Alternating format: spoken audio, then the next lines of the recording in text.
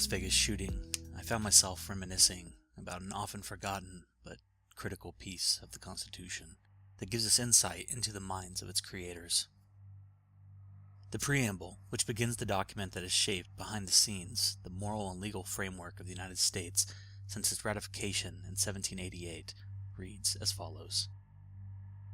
We, the people of the United States, in order to form a more perfect union, establish justice, ensure domestic tranquility, provide for the common defense, promote the general welfare, and secure the blessings of liberty to ourselves and our posterity, do ordain and establish this Constitution for the United States of America.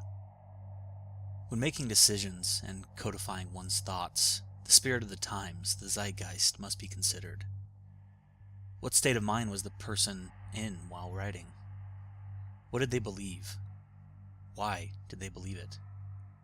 What did they value? The Founding Fathers and their texts are something of an enigma, some hundreds of years later, to the modern progressives and centrists alike. To modern-day conservatives, these texts seem less shrouded in mystery, and the reading of the text alone, notwithstanding other accompanying texts such as the Declaration of Independence, Federalist Papers, etc., suffices for many. But why is there such a disconnect between the two? It's not a new divide. First, let us examine the keystone issue at play and examine how such a contention spreads into every aspect of our lifestyle. Tradition versus modernity. Modernism, or postmodernism, the 1960s incarnation, begins by disregarding the past successes and failures and seeks to master instead the future, sometimes at any cost to the present, and has its roots in social progress, or so-called progress. These ideas of social progress gave rise to the progressivism we see today. Modernism rejects outright the idea of a stable reality where that reliable knowledge exists and rapidly attacks science, believing it to be impossible that objective knowledge can be gained outside of human perception because such views are white, Western, and working class. It gained much of its following under Karl Marx in his Communist Manifesto, though it's in its origins French. But its origins beyond the French in the 1960s could perhaps be traced back at least as far as the Enlightenment, though modernism is counter to any Enlightenment values and denounces Enlightenment values as naive and oppressive.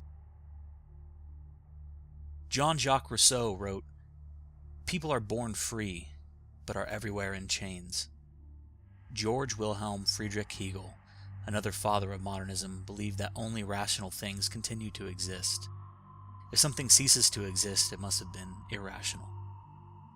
We know, however, this cannot be the case. Modernism seeks to make the people forever more free and equal at an individual level, creating, no doubt, an anarchistic and hyper-individualized, hypersensitive society. Philosopher Daniel Dennett said in 2013, quote, "Postmodernism, the school of thought that proclaimed there are no truths, only interpretations, has largely played itself out in absurdity, but it has left behind a generation of academics in the humanities disabled by their distrust of the very idea of truth and their disrespect for evidence, settling for conversations in which nobody is wrong and nothing can be confirmed, only asserted with whatever style you can muster." In the humanities, interpretation is supreme. Jacques Derrida, a postmodernist famous for coining deconstruction, was famously known for stating that the author is not the authority on a text's meaning. Each individual has an equally valid interpretation of the text's intent, which we see played out daily in the social spheres of the West, where facts do not matter, and amongst so-called skeptics on YouTube and other social media sites.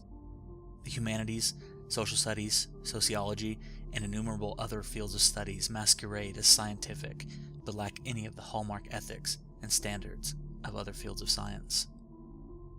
Established scientific methods, objective reason and logic are dismissed as patriarchal and oppressive, decades-old buzzwords that have replaced bourgeois in Lysenkoist fashion.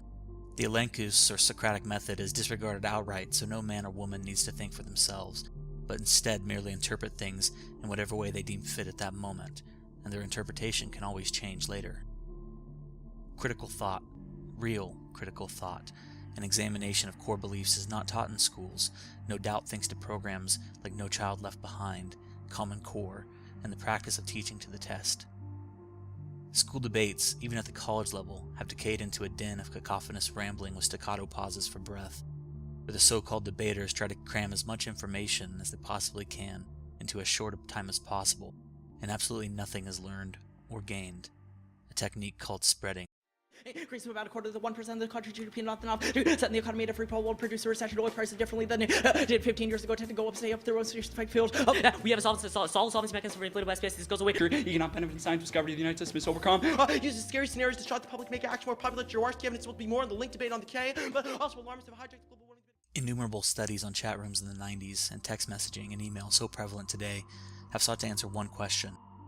How can we determine the meaning of a message with the lack of social cues? The answer for postmodernists is, however I want, my interpretation is mine alone, quit being oppressive. Emoticons, previously typed through characters, were one solution that radically changed the meaning and perceived intent of written text. In 2017, emojis are the now preferred method of giving visual clues to the reader in lieu of obvious social clues or verbal clues, such as body language or intonation. Every text, every book, everything ever written in history has a meaning behind it. And the author is the owner of that meaning. And short of hieroglyphs and emoticons, it is the onus of every reader to not only interpret it however they please, and for 1,000 people reading it, one would find 1,000 slightly different interpretations, but to conduct prudent research into the mind of the writer, particularly in matters of government, because tone and intent matter. Traditionalists, on the other hand, believe that traditions have meaning, that the spirit of how something is written or passed on matters. Not just the literal text, but the meaning behind that text. Conservatism, traditionalism, believes in the importance of natural law, hierarchy, unity, high culture, history. Traditionalism therefore seeks to enrich the culture and education through time-tested precedents. This is contrasted with the hyper-individualized views of the postmodernists, for whom history matters not, and only the future matters. History for traditionalists is paramount to understanding today, and for postmodernists it is but a footnote to their idealized mastery of the future good and social progress. Traditionalists believe in the importance of church or similar institutions, family either by blood or kinship, the state, and neighborhoods and local communities. Postmodernists believe in the individual only, with the state coming secondarily, that any goal should be to make the people more free to do as they please. Postmodernists will classify beliefs of traditionalists as stereotypical, while willfully disregarding hundreds or thousands of years of history and perhaps evolution from which those stereotypes were formed.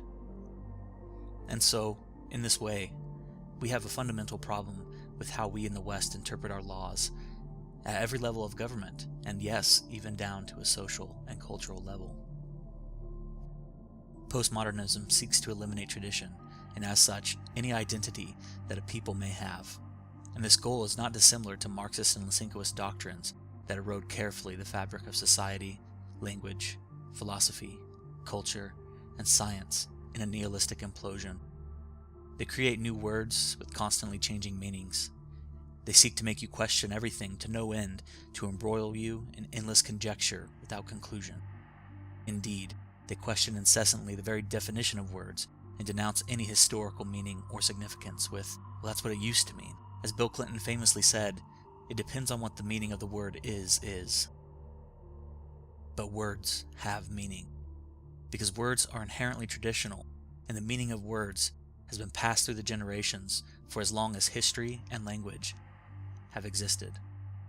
We cannot tolerate any obscuring of this fact, nor abide any attempts to deconstruct or devalue the very definition of words, lest we be embroiled forever in this never-ending episode of the Twilight Zone, where outright lies can be paraded as fact, and hypocrisy can be dismissed as consistent, because the definition and interpretation changes endlessly. Back to the Constitution. The loose constructionist Alexander Hamilton's camp and modernist cousin believes the Constitution is a living document, the meaning of which changes in time and for each person reading it. Strict constructionist Thomas Jefferson's camp, sometimes called originalist or the traditionalist cousin, believe that the Constitution was written in the way that it was for good reason, and that we should abide by that, regardless of interpretation. Originalism is, as a result, an academic and intellectual pursuit. It requires work and research. One cannot merely take a text at face value, but must read and understand supplementary work and sources. Originalism and traditionalism, through this method, creates a strong base for which to form any future laws, because the intent matters as much or more than the literal text and leaves little room for personal interpretation or opinion. Loose constructionism, as it relates to the Constitution, allows for massive sweeping change year after year. It is too easy to state that a living document's interpretation reflects the zeitgeist of the times, when, in reality, the official interpretation depends solely on the appointed elite. 9 rogue judges could easily interpret the law in a way that people disagree with entirely. Living documents allow a text interpretation to be influenced primarily by feelings and lofty ideas of social progress, rather than rigorous academic study or precedent. The primary concern with the idea of a living document is that not always is the interpretation of the document beneficial to the people, contrary to the very preamble written at the beginning of the Constitution. And so the originalist interpretation is primarily concerned with the supreme rule of law, but the loose constructionist interpretation is primarily concerned with social justice and individual interpretation. This brings us finally back to the preamble. There is no question that the authors of the Constitution had a meaning in mind for every word written. Yet modernist interpretations of the Constitution as a living document have been shown repeatedly through cases like 1905's Jacobson v. Massachusetts, where the Supreme Court ruled that laws cannot be challenged or declared unconstitutional based on the preamble. In the cases over the next century, the Supreme Court repeatedly dismissed the gravitas of the preamble. But in 1819, McCulloch v. Maryland, Chief Justice John Marshall stressed the importance of the government being from the people, ordained and established by the people, and in the name of the people. It is therefore apparent that originalism and traditionalism must win. Anything less is a complete deconstruction of Western society's framework, the literal equivalent of saying cars don't need engines because engines are the product of white Western thinking and should be discarded. If we carefully and methodically examine the preamble of the Constitution, we can discern many things about who creates the government, what its scope is, what the government exists for, and who the government exists for. The preamble is indeed the most overlooked part of the Constitution, but it lays out core values which we should all read, and we should all understand thoroughly. It provides the context for everything that is written thereafter.